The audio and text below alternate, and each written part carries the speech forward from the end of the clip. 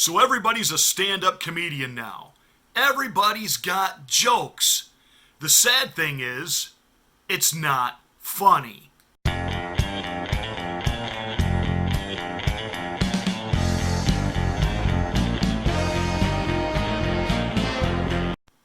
So a few nights ago, liberals do what liberals do best, which is gather together, tie one on, and self-congratulate themselves on their own self-worth and self-importance. This being the Alfred E. Newman Award. Oh, wait a minute, that's Mad Magazine. This was actually a serious matter. It was the Alfred E. Smith Memorial Foundation, which is where the media and political pundits get together, and politicians, and they roast each other. And it's all, of course, in the spirit of fun. And, of course, as we know, President Trump does not go to this event, and yet there are those that formerly worked for him that see this as an opportunity to air their grievances, all in a guise of, it's just humor, it's just a joke. Can he take a joke? Yet they're the ones that melt down every time he tweets something.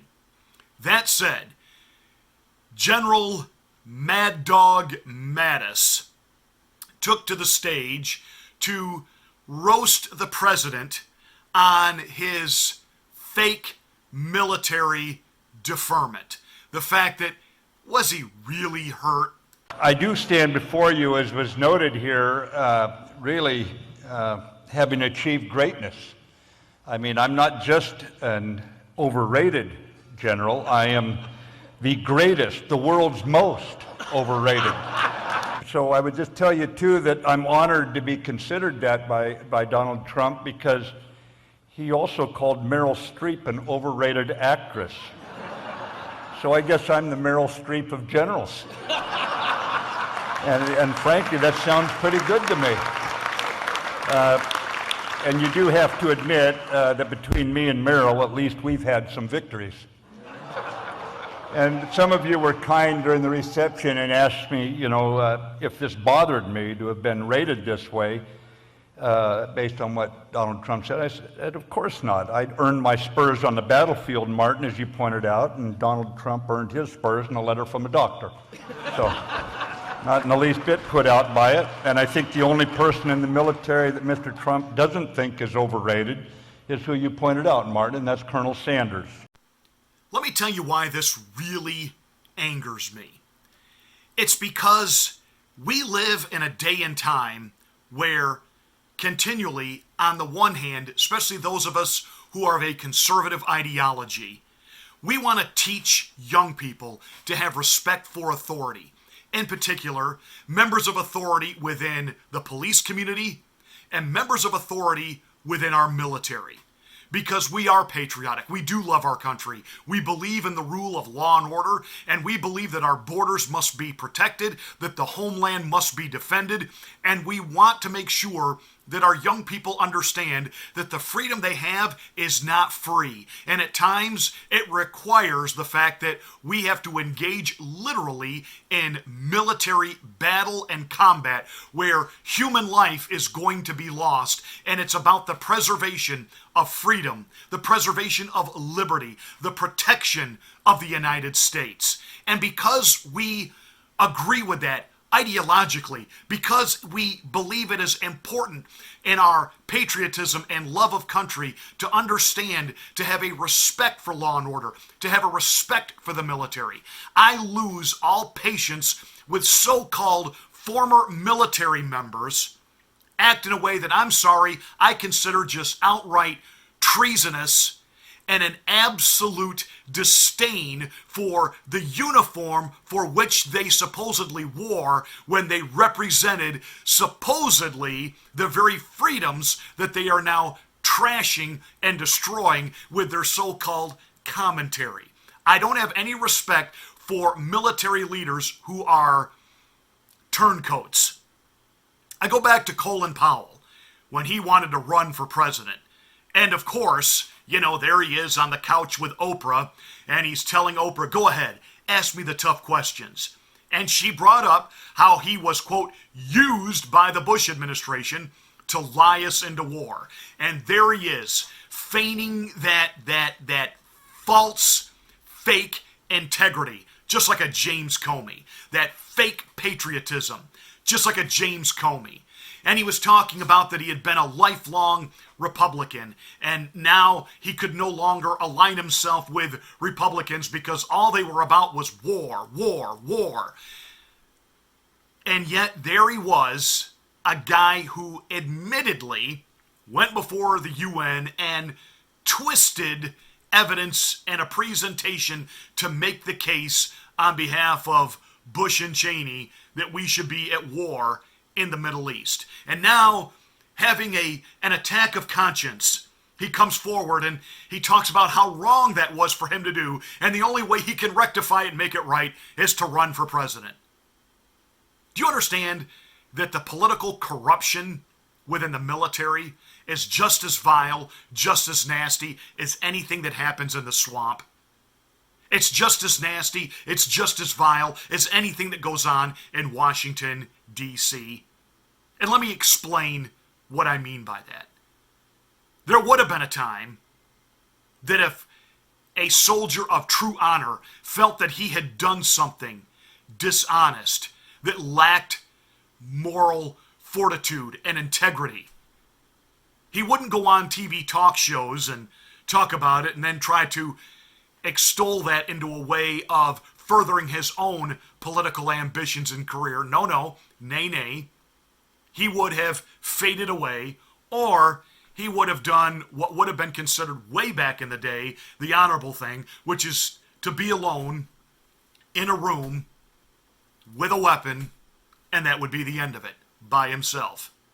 But no. Today, these so-called military leaders who, on the one hand, he admits he lied us into war, and yet how many American lives were lost? How many Americans came back from that Middle Eastern war who have never been the same? They've never been right since. They can't hold jobs. They have a hard time within their family dynamics, and I know I have counseled a few of them. And yet you say, yes, I was part of helping Bush lie us into war. But hey, I realize the error of my ways, and now if you make me president, I can fix it. General Mad Dog Mattis leaves the Trump administration. And we understand that President Trump didn't have nice things to say about him, knowing full well that Mad Dog Mattis and he were at ideological opposition when it came to things like deploying our military all over the world. President Trump ran on end the endless wars. End the endless wars. You know, at one time, liberals agreed with that. Liberals were the ones espousing that, especially during the Vietnam era. Even when George W. Bush occupied the White House, they were the ones that became contentious initially over, well, if we were attacked by Osama bin Laden, why are we going to Iraq? Osama wasn't based out of Iraq. And so now all of a sudden that it's Donald J. Trump, well, we've got to stay in Syria. We've got to maintain a military presence. We've got to be hawkish. We've got to preemptive in our strikes. This is like a really bad Tom Cruise movie, or one of those movies where, what was it, the Minority Report, where they stopped crime before it actually happened. Well, how do you know there's actually going to be a crime there, Pilgrim? And, that was the Bush doctrine. We have to be preemptive around the world. Never had done that in American history before, ever. But it became the operation of the Bush administration. Liberals pushed back vehemently on that. And now all of a sudden, here's President Trump saying, we're not going to do this anymore. We're bringing our troops home, and now all of a sudden that's bad. And now Mad Dog Mattis and George W. Bush, these guys are heroes, and they are being vilified by that evil man Trump. I take you to Dallas, Texas, just a couple of nights ago, and President Trump's absolutely historic rally, biggest crowd ever, over 30,000 people outside the arena. And his biggest applause lines of the night had to do with his actions in Syria and bringing our troops home. In everything we do, we're fighting for the faithful citizens of this country. This includes putting a stop to the catastrophic era of endless wars. Endless wars. They don't stop. They don't stop. They go on forever. We become policemen. We end up becoming police. We're policing these countries. That's not what it's about. We've spent $8 trillion in the Middle East. Thousands of American soldiers have lost their lives. Tens of thousands more have been severely wounded. And in all fairness, the other side has lost millions of people. Millions of people. Think of it. These wars brought mass chaos, instability, destruction, and death. Today, we choose a different path. We had tremendous success today. I don't know if you've seen.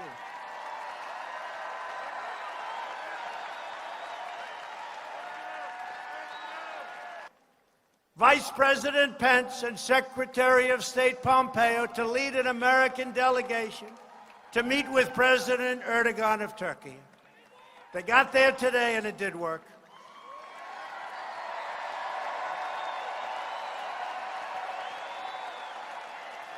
Without spilling a drop of American blood, not one drop of American blood.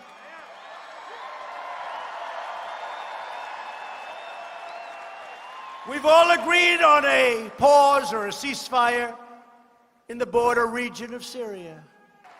American combat troops should not be at the center of ancient sectarian conflicts all over the world. Bring our soldiers back home. Bring our soldiers back home.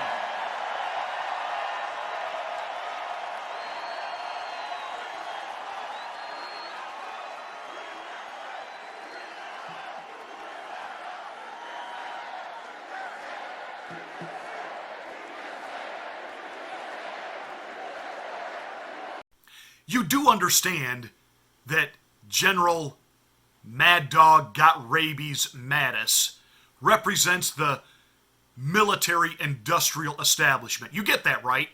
In other words, these guys and so much of the brass within the Pentagon, there is just as much swamp as those creatures on Capitol Hill.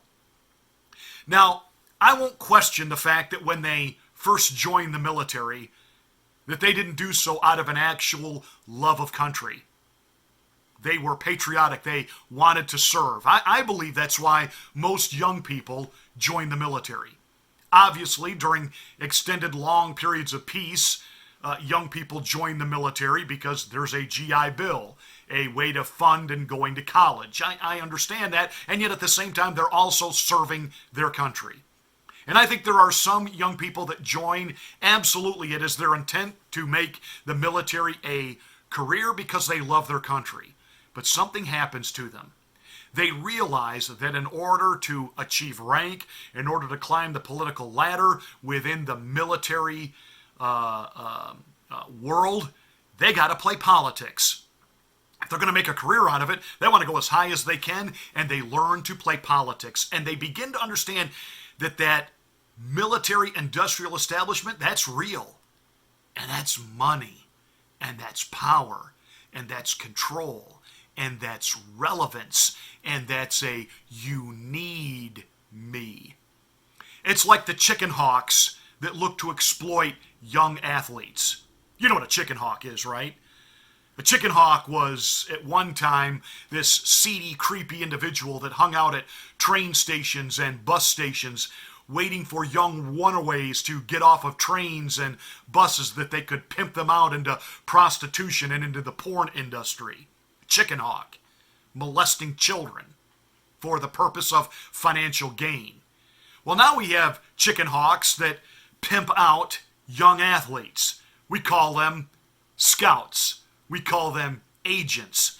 And they are salivating, they are drooling over some 14, 15-year-old kid who can hit the fadeaway jump shot blindfolded. And he can do it night after night, time after time after time.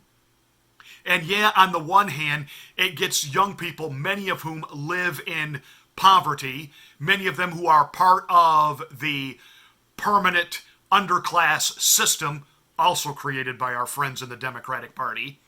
It's a way out for them. They can make millions of dollars playing a game that they're very good at. On the one hand, we see a benefit to it.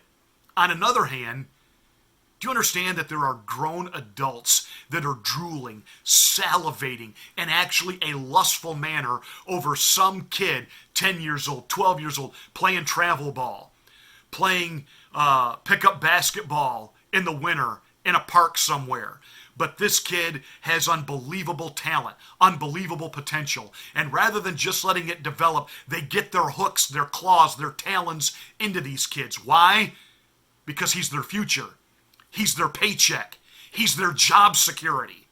This kid and his talent is what's going to make them millionaires. What's going to give them the next best car, the next biggest house. It's going to make that next collegiate athletic program. It's going to make that next NBA, MLB, NFL team a franchise legacy.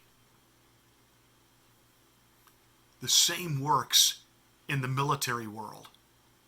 These military leaders, their relevance, their power, their reason for our needing them is to continually, number one, put their meat hooks into young people, and secondly, to continually create this need, this crises around the world that goes hand in hand with our intel community, i.e. CIA, that go around the world wreaking and creating havoc that then our military is needed to go in and deal with.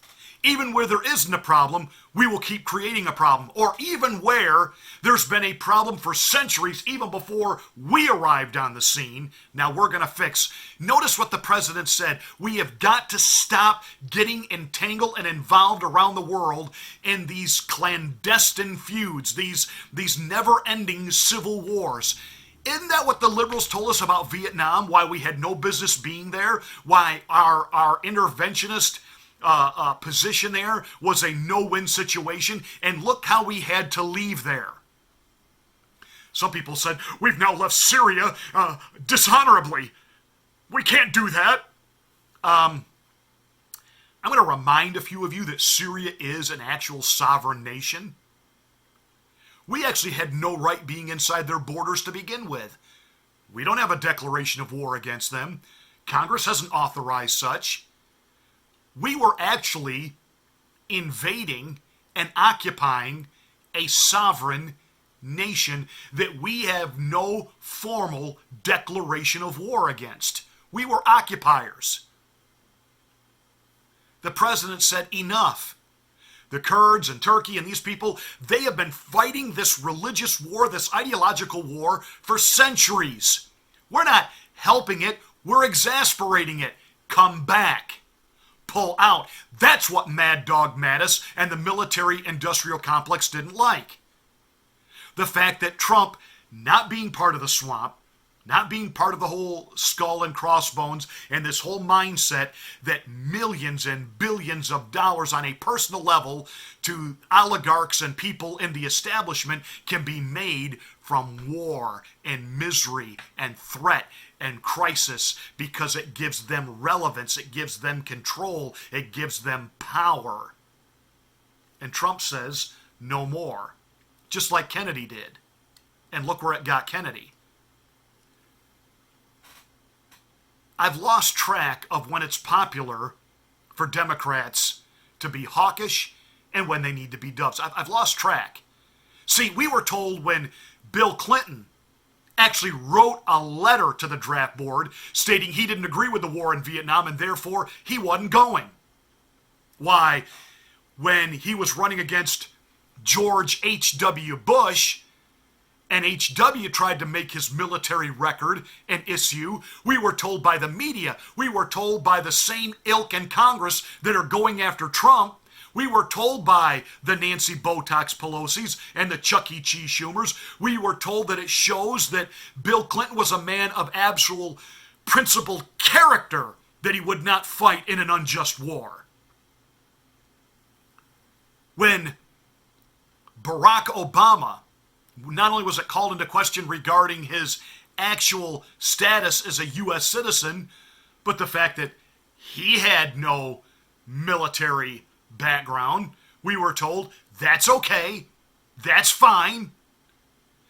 And yet, when George W. Bush, well, he was only in the Air National Guard, and he was being vilified. Here's this guy that's getting us involved and entangled in military entanglements around the world, and he himself never actually fought honorably and was a drunk through his college years and even didn't show up at times for his military service in the Air National Guard.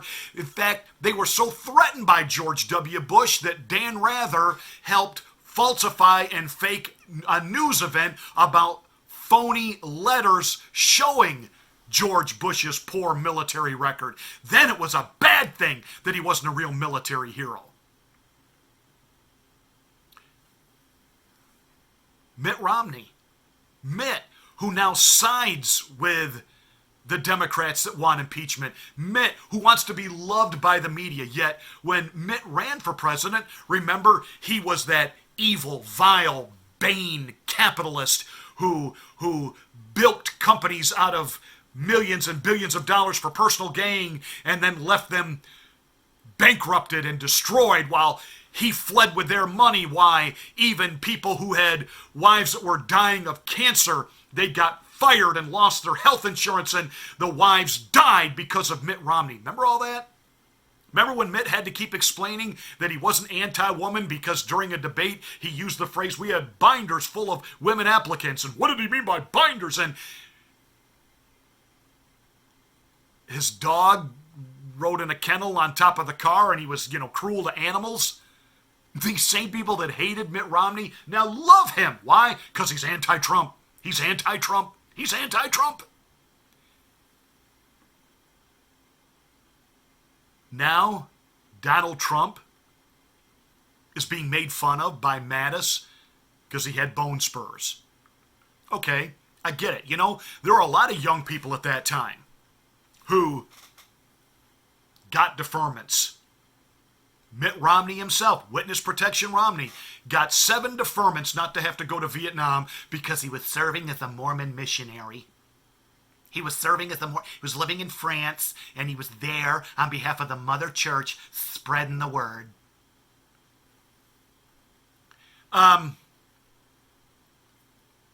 John F. Kerry, who was an actual traitor, who came home and testified before Congress about American atrocities being committed in Vietnam. Yet, during the election against George W. Bush, he was being touted by the liberals as a great war hero. Till the swift boat vets got a hold of him. So this back and forth where the Democrats 1 minute war is a good thing and then the next minute it's nasty, it's vile, it's awful. And we now need to, do you understand that the Nancy Pelosi's and the Chuck Schumers are now holding up the Mitt Romneys and the George W. Bushes as heroes? I'm here to tell you, George W. Bush did lie us into war. Dick Cheney personally profited off of that war.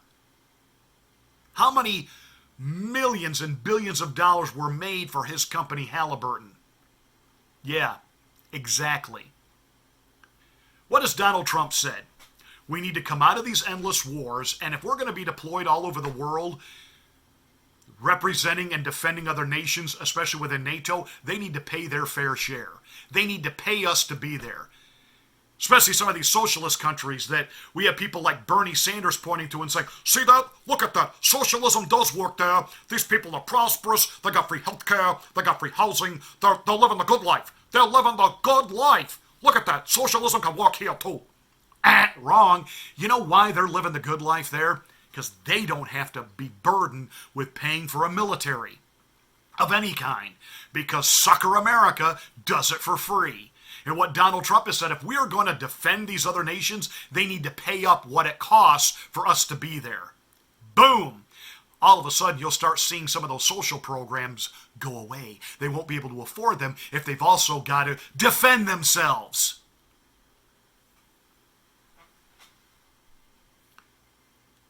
So they want us to stay, Lindsey Graham.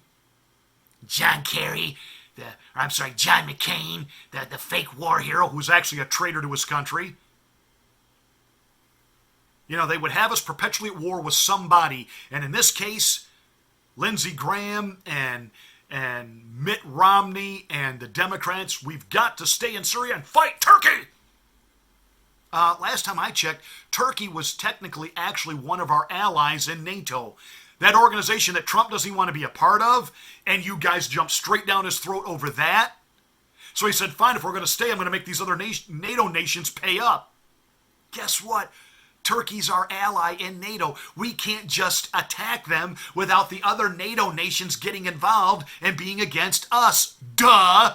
But yet, General Mad Dog Mattis, he's so brilliant. No, he's military-industrial establishment. It is to his financial gain. It is to his relevance of importance to make you fear that we are constantly going to be wiped off the earth by, somebody wrapped in a towel. It gives him control, relevance, importance, along with our intel communities, when what they really are is an industrial establishment that has skewed all of politics and even patriotism. And we were warned about this. And if you want to heed the warnings of a general, if you're upset that President Trump is not acting in the best interest of the country based on sound military advice from the generals, what about what this general had to say? We have been compelled to create a permanent armaments industry of vast proportions.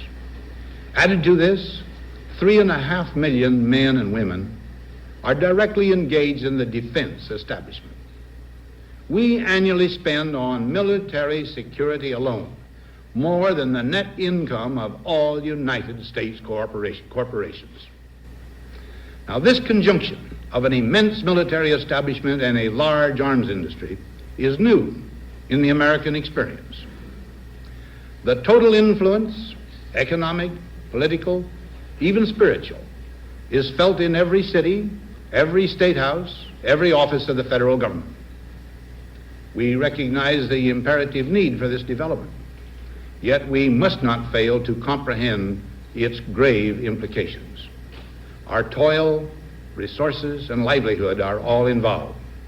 So is the very structure of our society.